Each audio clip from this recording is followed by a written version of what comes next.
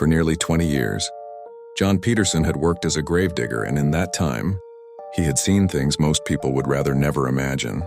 In his early years, he still felt uneasy, and especially when lowering small coffins into the ground or standing beside grieving families who couldn't hold back their tears.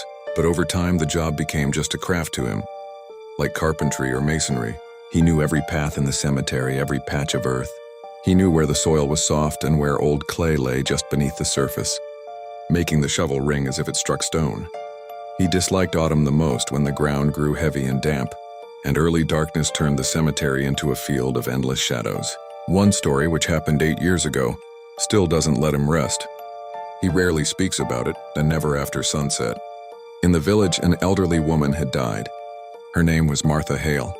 She lived alone on the very edge of the village, and in her final years barely left her house. She spoke to no one, lived strangely.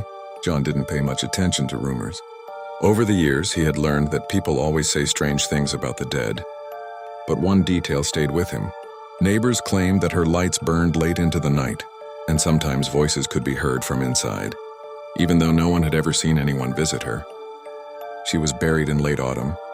The ground had already begun to freeze, and John had to work until dusk. When the funeral ended and everyone left, he stayed behind to finish the job, leveling the soil and placing the wooden cross. He was about to leave when he heard a sound. At first, he thought it was just branches creaking in the wind. But the sound was too quiet, too deliberate, as if someone beneath the ground had slowly run a hand across dry wood. John froze and listened. Silence. Only the wind moving through the grass. Then the sound came again, this time clearer, like fingernails dragging slowly across a wooden surface. A cold chill ran down his spine.